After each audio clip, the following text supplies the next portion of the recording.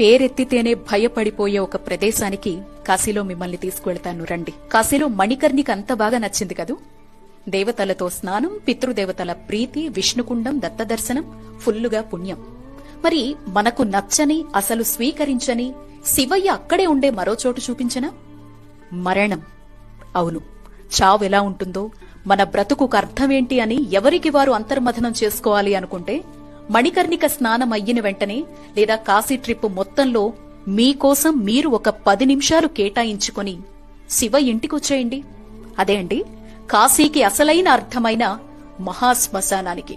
గుట్టలు గుట్టలుగా శవాలు, ఎప్పటికీ ఆరని చితిమంటలు, వికృత రూపాల్లో కాటికాపర్లు, అక్కడే జపతపాల్ని చేసుకునే సాధువులు, శరీరంలో ఏ అవయవం తనకి రోజు ఆహారంగా మారుతుందా అని వెతికే సునకాలు, మృతదేహంపై వేసిన దండలే ఆహారంగా బ్రతుకుతున్న గోవులు, చితిమంటల్నే చలిమంటలుగా భావించేవారు కొందరైతే చితి నిప్పునే వంటపొయ్యిగా బ్రతికేవారు ఇంకొందరు. రండి, కూర్చోండి కాసేపక్కడ. ఇవి కాశీలో కనపడే సత్యాలు.